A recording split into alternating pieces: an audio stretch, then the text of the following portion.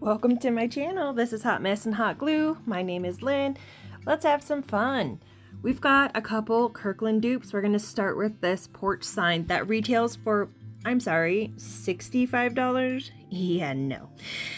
So, true to ourselves, my good friend Megan and I saw this and we were like, no, we're not going to pay that. We're going to make that. So we decided to come at you one more time with some we're gonna make that dupes. And again, Kirkland's is just our place to go, but unfortunately, well, prices just are not in the budget. So I found this scrap piece of wood. Now, I know not everyone's gonna have scrap wood, and so I just wanted to show you using some of the longer Dollar Tree signs. You could use 4 doing 2 side by side, or doing 2 of them by doing one on top of the other, and just kind of, you know, finding the shape and the size that you wanted. However, I did have this piece just lying in there. Now you can see it's not the most amazing piece of wood. I had to sand it down a lot to get it smooth, and even so, it's still not the most smooth. However, it is already pre-treated wood, so I knew it was going to hold up well outside. I don't know why I'm showing you this paint right now, because we're not using it just yet, but what I did was I did paint one half in this blue chalk paint. I will have to get the name of it and drop it down below in the description box. I apologize, don't remember it offhand. The other side of it did get a coat of that black paint, which is probably why I was showing you, and that was an exterior paint that I had lying around from when we painted our fireplace. Back to the blue side of this. So obviously, you got a sneak peek that we're making this double-sided. So I wanted to find a way to do this without using vinyl. One, because I think it's always a good option to find different ways without using a cutting machine, because not everyone has one. Also, because the texture of this wood, I wasn't convinced that vinyl would stick very well to it. So I just decided to go the old tracing paper, carbon paper route, and then because I truly do enjoy painting, I decided to hand paint the letters on. And it took a little while, but it wasn't terrible. But again, I like this. So as I mentioned before, my friend Megan and I, we are constantly, you know, we'll find stuff and we'll show each other, oh my gosh, did you see the most adorable new decor that, you know, Kirkland's, Pottery Barn, you know, all of our favorite stores. And we're just like, can you believe the price tag on this? And again, we're always just like, you know, even if we weren't trying to, you know, decorate our home on a budget, I still just can't imagine paying $65 for this little sign. And the fact that it was double-sided, or I'm sorry, the one from Kirkland's was single-sided, and we said, no, we can do this double-sided and we can do this at a fraction of the cost. So she found a couple signs that, you know, we both really liked. I mean, we were sending each other pictures and she was like, you know what, let's do these ones. And what I liked about this blue one here is that it had enough detail that when we remade it, it was not going to look like a very specific, oh, I painted this because I'm, you know, too cheap to buy something from the store. It turned out looking a lot better than I had anticipated. Now, one problem I ran into when I was hand painting the letters were, because of the font in the original piece, I was having a hard time getting my paintbrush. I'm very anemic and I have a very, very shaky hand. And so I don't always paint or draw in a very straight line. And so I pulled out these adorable paint pens that I picked up recently, you guys. I'm going to drop these in the description box because the fine tip on these, and I was floored by just how good these work. I mean, floored. I bought a multi-pack of like colors, but then I also bought a separate pack and it came with, I want to say like 5 or 6 black markers and 5 or 6 white markers, because those are going to be the most popular. So I used that marker to get into those fine detailed lines of the edges of the letters, and it worked out really, really well.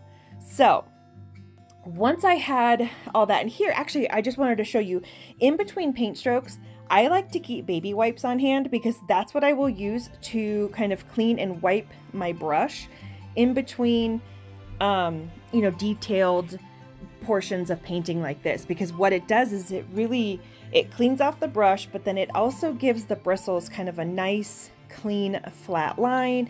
I feel like the paint goes on really, really nice when I do that. And so that's been a fun little trick that I've just kind of been using lately. So I thought I would share that with everyone just in case, you know, you're having troubles with some of those smaller paintbrushes, because the paint will start to dry. And as we, you know, dip the paint back in to get more, it just kind of gets a clumpy paintbrush, and no one wants a clumpy paintbrush. It's just gross. So using this little baby wipe technique, I found it really helps. It's probably a little bit loud in my background. It's not typical that I do a voiceover with everyone home. However, my husband is home visiting this week, and so that's been a ton of fun. So him and the baby are upstairs. I'm down in the basement, and you hear every single footstep. And so maybe we'll have the pleasure of hearing just how cute the baby's footsteps are when he goes running through the kitchen in the upstairs area. So back to the project. So once all of the letters were painted on and they were dried, because I didn't want to stick my chubby wrist in anything, I decided that in order to get that detail of the pumpkin that the original sign had, I just thought, you know what, this is another wonderful opportunity to use the hippo paper, because with vinyl, I know that you can print on vinyl. I've never done that. I'm not as advanced as some Cricut users, and again, not everyone has a Cricut, and so this paper to me is just amazing. So being able to find an image that had all this detail, all these, the color differences and variations and depth to it, and I thought that this matched the original picture quite well. Don't be like me. Don't just use the tiny bowl you have in your craft room. I mean, take the 12 steps. Go grab a bigger bowl. It makes a big difference. I just don't do it. You know, currently while I'm making this project, I am listening to a podcast and I'm in my zone, and I'm just like, oh, that's so far away to go get a bigger bowl. So I don't do it. And because of that, I tear the stem, I tore a little piece of the pumpkin. However, in the end, it actually, again, the quality and the workability, I guess, of this material just really came through. And one funny fact is, as I was about to do this, Megan had mentioned that she had used the same technique, and she was like, oh, I just didn't even think of how the paper's clear, we had a dark blue paint, and the pumpkin didn't show up. So luckily I hadn't gotten to there yet, and so I thought, oh my gosh, I'm so glad you said that. I'm going to paint the background where this pumpkin's gonna go so that the color of the pumpkin and the details shine through. So luckily, she told me that little tip, because that's exactly what needed to happen.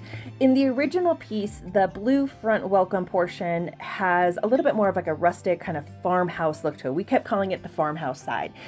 And so I'm using this white wax by Waverly, and I'm just very, very lightly going over it with a chippy brush from the Dollar Tree. Now, a friend of mine had mentioned, you know, hey, when you use the term dry brush and then you're taking a brush and you're putting paint on it, it can be confusing. And yes, and basically all dry brush means is you're not submerging it in paint. You have just a very little bit, and you're kind of grazing your surface just to give it that outline. So as a reminder, this is the original piece, and this is the one that I made. Now, it's a little bit smaller. However, so is the price, and I'm perfectly fine with the size difference because of that additional price size difference. The second one here is this cute little hey boo, and again, this is the back half of the blue sign. So this was that black exterior paint that I was showing you a little prematurely before. And again, I just went to my Word document, I printed out some large letters, and I'm going to trace them over using my carbon paper. I will drop the information for this carbon paper down in my description box because I absolutely love it. It comes with a ton, and it's not single use at all. I mean, I've used this one particular piece probably 4 times, and yeah, tracing onto a black surface wasn't the easiest, so I decided to kind of angle and use the lighting that I had to kind of try to find those lines, and then I went back over it in pencil. This was an absolute mess. I'm not even sure how else I could have done this. I don't know if maybe like a blue paper, I don't know.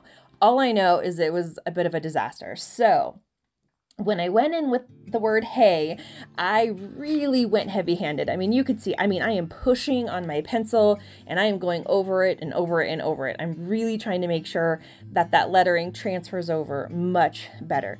On camera, it's still really hard to see. In person, it was only a little bit easier to see. So I go over it with my white paint marker again, just to kind of make it so I can actually see where I need to paint. And once I get it all outlined, I use once again a small paintbrush and my wipey technique just to get in there, paint the letters out completely.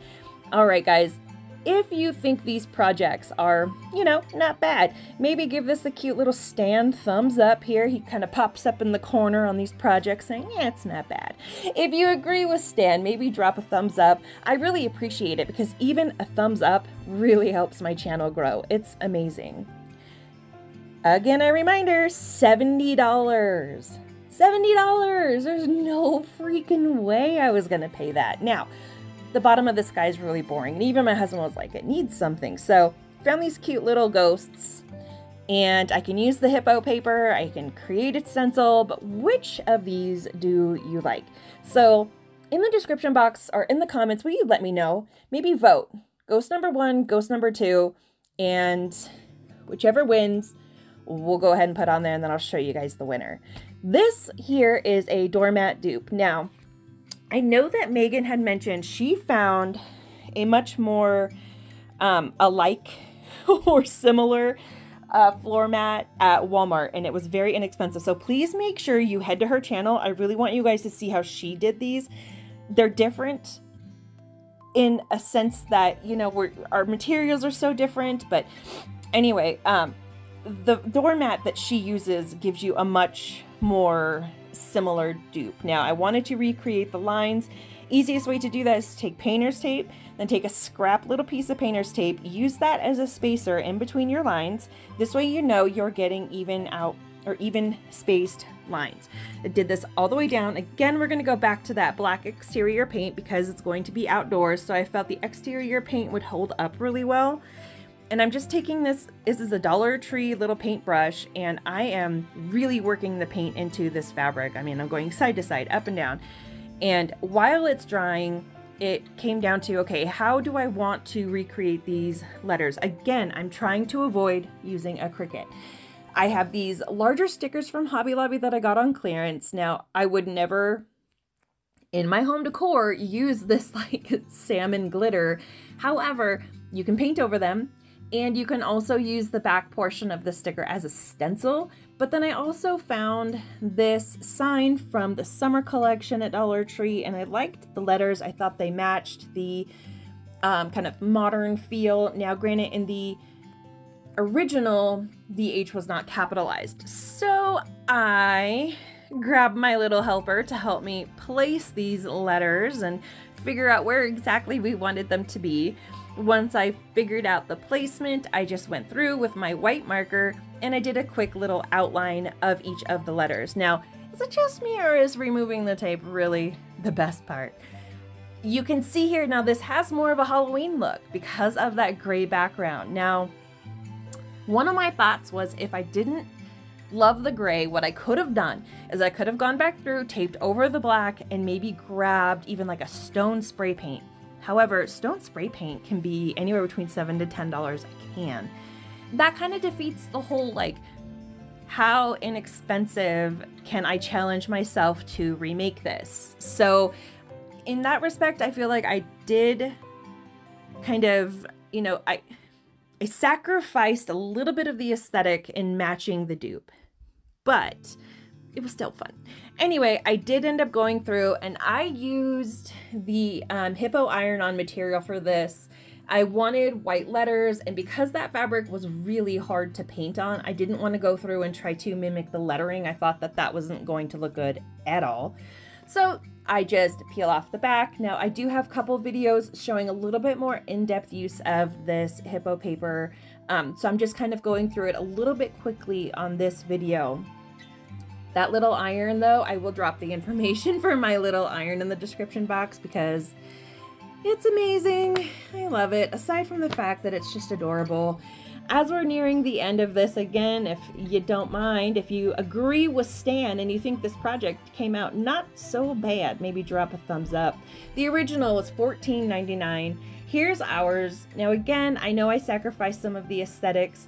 Now one thing I do want to make is that the Dollar Tree mats are very slippery, so I did use 2 like carpet remnants to add a little bit more stability.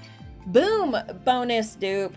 Okay, really the only reason I did this is because I'm out in my work shed and I find all this scrap wood, then I found this sign and I didn't know what I wanted to do with it. However, I painted it that blue color because I had the blue paint out there. And I had no intention of duping it for this video, quite honestly. I just knew that, you know, this color blue is going on in my fall decor. At some point I had Googled free printables and I had found this single line art pumpkin and I printed it out just because I knew I really liked it. You guys, my Kirkland catalog came in the mail and look at the picture that they had. It's already a dupe. I felt like I had already done 90% of the project unintentionally. So I knew I had to just go ahead and recreate this and show you guys just how easy a Kirkland's, you know, $14.99 pick, $14.99. There you go. Let's just see how easy it is to duplicate some of this home decor. Now look at this guy. I mean, I was shocked at how similar these pictures were. Shocked. So I went to the shed, I grabbed my blue board, and using my carbon tracing paper, again, one thing you want to make sure you're doing is putting the shiny side down. If you forget, like I do sometimes, just put your paper down, make a small mark on your surface. If it shows up, then you're doing it right. If it doesn't, you're doing it wrong. Flip your carbon paper over and do it that way. It's always a good idea to put a little bit of painter's tape down to keep your image stable so that it doesn't move around too much. Once you've got everything ready, it's just as simple as tracing over your lines. I typically will go a little light-handed if I know that I'm going to be going over the final product in a lighter color. So like on this one, I grabbed a cream colored paint marker to go over the lines. So I tried not to go too heavy-handed on the carbon portions so that I didn't have to cover too much of that up, and I definitely didn't want it to show through. Stands there again, just a reminder, if you guys enjoy my content, which I hope you do, if you wouldn't mind, please give this video a real nice little thumbs up so we can watch my channel grow. And if you really enjoy the content, maybe even possibly consider subscribing so you can see some more ideas and more fun ways that Megan and I just decide to duplicate the expensive decor and put some nice stuff in our home while keeping the majority of our hard-earned cash in our bank. This came out, I think, ridiculously cute. This was stupid easy, you guys. I cannot believe how easy this was. And it didn't cost, I mean, now I had it on hand. I do know that the wood originally had cost, it was, I want to say $3.99 from Walmart. So $14 versus $3.99 at Walmart. That's a good savings. Now, I really wanted to repost this again. You guys, taking really good care of yourselves and giving yourself self-care does not need to be at the spa. It actually doesn't need to cost you any money at all, okay? Just listen to your favorite song. Just hang out. Do small things. If that means you park in the garage and you wait an extra 5 minutes in your car to listen to music before you start heading inside, please do so. Do not forget to check out Megan's dupes, you guys. She knocked them out of the park again. They are adorable. Bye.